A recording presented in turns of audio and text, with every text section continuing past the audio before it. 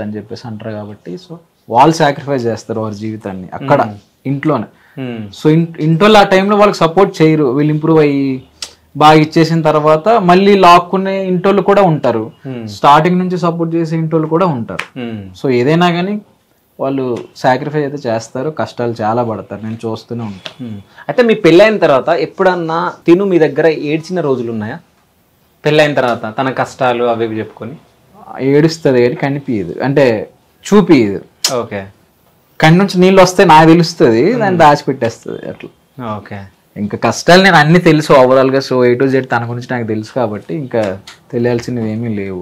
Okay, మామూలుగా అదే కొంచెం ఇప్పుడు ప్రెషర్ ఎక్కువ అయింది, కొంచెం ఇల్లు కొంచెం హెవీ బడ్జెట్ అయిపోయింది కదా. సో బంగారం అది ఇది పెట్టి తను ఇష్టంగా కొనుక్కునే బంగారం పెట్టుకుంది కదా. సో అది ఇది గుర్తొచ్చి కొంచెం అప్పుడప్పుడు స్ట్రగుల్స్ అవి గుర్తొచ్చి ఏడుస్తుంటది. ఓకే. సో అంటే మీరు ట్రాన్స్జెండర్గా చేంజ్ అయినప్పుడు ఎంత డబ్బు ఖర్చు అయింది మీకు? నాకు అయిందండి 10. సో అంటే మీ ఆపరేషన్కి 10 లక్షలు ఖర్చు అయిందా? అవునండి. ఓకే, అంత డబ్బు ఎక్కడి నుంచి వచ్చింది మీకు? ఇట్లానే భిక్షాటన చేసుకోవడము, కొంచెం మా ఫ్రెండ్స్ అప్పిచ్చారు నాకు. ఓకే, ఒకరు 3 లక్షలు ఇచ్చారు, ఒకరేమో 2 లక్షలు ఇచ్చారు. ఆ తర్వాత కొద్ది కొద్దిగా వాళ్ళకి తీర్చుకుంటూ చిట్టీలు వేసుకుంటూ తీర్చాను నేను. ఓకే. అయితే ఇప్పుడు ట్రాన్స్జెండర్ కి ఒక చెడ్డ పేరు ఉందండి, ఎట్లా అంటే సెక్స్ వర్క్ చేస్తారు, అది ఇది రోడ్ల పైన తిరుగుతారు, అది కానీ. అంటే మీ దగ్గరికి ఎవరన్నా వచ్చినప్పుడు వాళ్ళకి ఏమైనా సజెషన్లు ఇస్తారా మీరు? అంటే ఆ వర్క్ వద్దు మనకి, ఇట్లా ఉండండి మీరు. ఒకవేళ ఎవరన్నా అబ్బాయిలు మీ దగ్గరకు వచ్చి మేము చేంజ్ అవ్వాలనుకుంటున్నాం అన్నప్పుడు మీరు ఏం సజెషన్లు ఇస్తారు వాళ్ళకి? సెక్స్ వర్క్ అనేది నాకు తెలిసినంత వరకు, ఇప్పుడు నన్ను వదిలేయండి, ఇప్పుడు నాకు పెళ్ళయింది కాబట్టి అది వేరు.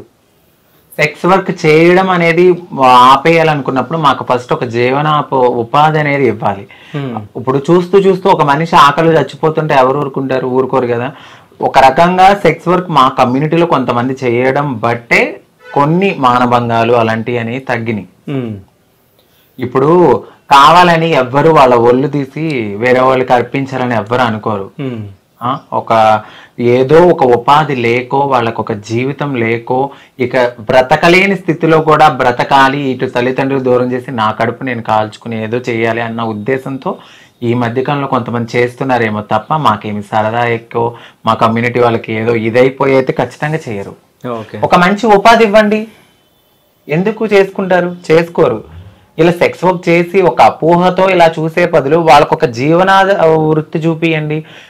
గిన్నెలు కడుగుతాకెళ్తే మీరు అసలు హోటల్స్ పెట్టారు కొంతమంది ట్రాన్స్జెండర్స్, మీ దగ్గర తినమని వెళ్ళిపోయారు. దానికి పనికిరం మేము. మేము సొంతగా వృత్తి చేసి కూరగాయలు అమ్ముకుంటే దీని దగ్గర కొనకూడదని చెప్పి పక్కన కొన్న వాళ్ళు ఎంతో మంది బాధపడిన ట్రాన్స్జెండర్స్ ఉన్నారు. అట్లానే IT ఎంప్లాయీలోకి వెళ్ళిన వాళ్ళు కూడా కొంచెం అవమానించి కొద్దిగా మానేసిన వాళ్ళు కూడా ఉన్నారు. మీరు ఎంకరేజ్ చేయండి, డిస్కరేజ్ చేయొద్దు. హోటల్ పెట్టుకున్న వాళ్ళని కూడా మీరు తినకపోతే మీ దగ్గర తినము అని చెప్పి వెళ్ళిపోయిన వాళ్ళు కూడా ఉన్నారు. అలాగే నైట్ పూట నుంచుంటే మాత్రం వస్తారు. అంటే మీరే కదా మమ్మల్ని అలా ప్రోత్సహిస్తున్నారు.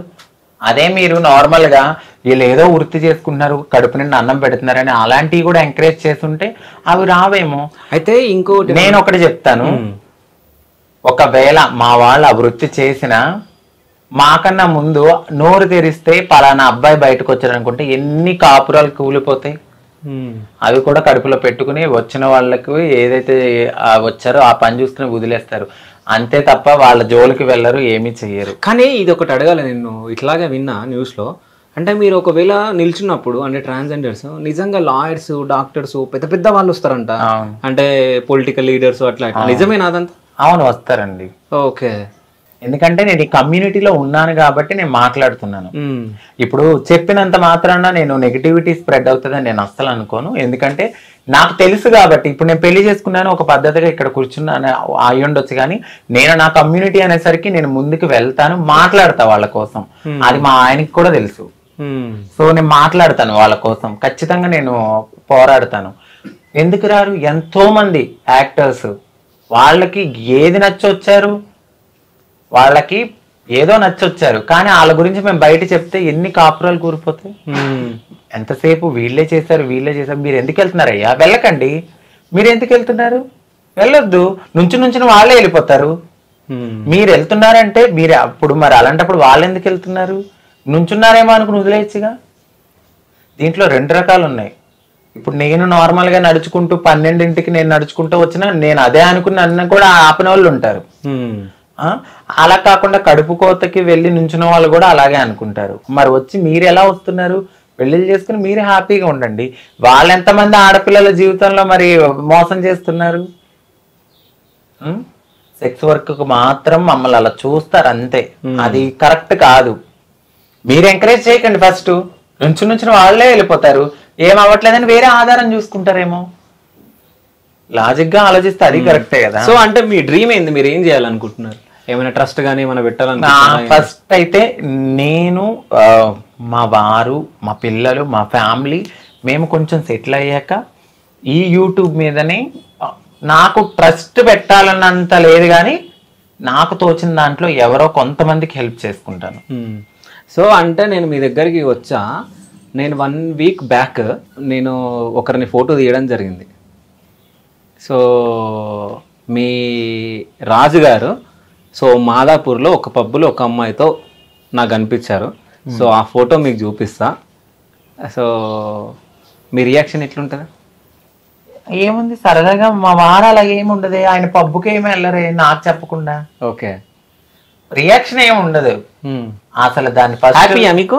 హ్యాపీ అని ఏమీ లేదు కానీ అస్సలు జరగదు. జరిగితే 100% బల్ల గుద్ది చెప్తున్నాను, మా వారు నేను లేకుండా పబ్బుకి అంతే వెళ్ళడు. ఓకే, ఫోటో అసలు చూడను కూడా. అది ఏదో మీరు మాఫీ చేశారేమో అనుకుంటాను నేను. ఓహో, మేము మార్ఫింగ్ చేసి చూపిస్తామా? ఓకే, అంటే మీరు మీ పిచ్చి నమ్మకం అనుకుంటా ఐ థింక్. అది నాకు మా ఆయన మీద ఉన్న దృఢమైన నమ్మకం. ఎందుకు అనుకోరు? ఓకే, సో చూపిస్తే చూపియండి. సరే మీ ఆయన్ని అడగండి ఒకసారి, వెళ్ళి రాలేదా? చూపించండి, చూస్తా. ఇంపాసిబుల్. ఆ రోజు మీరు నాకు దొరకలే ఫోటోకి, లేకుంటే ఆ రోజు ఫోటో తీస్తుండే. మా వారు పబ్బకి వెళ్ళిన మాట అయితే వాస్తవం. నాకు చెప్పే వెళ్ళారు. అది ఎప్పుడు అంటే నేను ఒక డ్రింక్ చేయాలన్నా అక్కడ పర్మిషన్ ఉండాలి. ఈయనను మా తమ్ముడు ఇద్దరు కలిసి వెళ్ళారు. సరే పబ్బకే తెలియదు కదా. అది ఎప్పుడు మీరు ఎప్పుడు చూసారు? ఎప్పుడో ఒకప్పుడు వెళ్ళారు. ఎప్పుడు డేట్ చెప్పండి. మేము కలిసి వెళ్తాం మాక్సిమం. యాక్చువల్లీ మేము ఎక్కడికి వెళ్ళినా కూడా చెప్పనా, కలిసే వెళ్తాం. నాకు పెళ్లి అయిన తర్వాత నేను ఒంటరిగా, ఇప్పుడు పెళ్లికి ముందు వెళ్ళాను కానీ ఒక్కడిని ఫ్రెండ్స్ తో, బట్ పెళ్లి అయిన తర్వాత మా వారు వేరే అమ్మాయితో దిగారు అంటే అసలు ఇంపాసిబుల్. సరే నేను ఇప్పుడు ఒక క్వశ్చన్ అడుగుతా, మీరు నిజం చెప్పాలి. సో ఇప్పుడు వీళ్ళ కమ్యూనిటీ వాళ్ళు వస్తారు కదా, సో వచ్చినప్పుడు ఎవరన్నా అంకిత గారు లేనప్పుడు వాళ్ళు మిమ్మల్ని ఎవరన్నా ఫ్లడ్ చేసిర్రా? నిజం చెప్పండి. నేను చూడనండి ఫస్ట్ ఆఫ్ ఆల్. ఓకే, నేను చూడను. ఓకే, ఒకవేళ ఎవరన్నా డిఫరెంట్ గా చూసినప్పుడు మీరు అంకిత గారికి చెప్తారా? చెప్పారండి. చెప్పారా? సో గెలికిరా? అది బయట ఇంట్లో కాదు బయట పార్టీస్కి వెళ్ళినప్పుడు ఈయన చూసేవారు. అంటే కొంతమంది మంచి వాళ్ళు ఉన్నట్టే చెడ్డ వాళ్ళు కూడా ఉంటారు. ఇది ఏదో చేద్దాము, దీనికి మంచి మొగుడు ఎందుకు అనుకుని చేసిన వాళ్ళు ఉన్నారు. కానీ ఎక్టీజీ నేను అసలు పట్టించుకోను అలాంటి. ఈ చెవితో ఇంటి ఆ చెవితో వదిలేస్తా. ఆయనే వచ్చి చెప్తారు, చూడు ఇలాగా అలాగా నేను రాను, నిన్ను తీసుకెళ్లి దింపేసి వస్తాను అని అంటారు. ఆయనకి ఫస్ట్ ఆఫ్ ఆల్ ఆయన పార్టీస్కి రారు. అలా అని చెప్పి నన్ను ఒక్కదానే పంపరు. 2 hours ఉన్నా 3 hours ఉన్నా పాపం ఆయన కారులోనే కూర్చుంటారు. నేనే ఇంకా రండి పైకంట. ఎందుకంటే నాకు ఇప్పుడు ఆపరేషన్ లేకుండానే మోకాళ్లకు ప్లాస్మా ట్రీట్మెంట్, మీ ఆర్థోపెడిక్ సమస్యలన్నిటికీ రోబోటిక్ టెక్నాలజీ ద్వారా తక్కువ ఖర్చుతో శాశ్వత పరిష్కారం, ఫ్రీ కన్సల్టేషన్, ప్రతి ట్రీట్మెంట్ పై 20% డిస్కౌంట్. ఈ ఆఫర్ కొద్ది రోజులు మాత్రమే, త్వరపడండి. V9 hospitals 9281465842.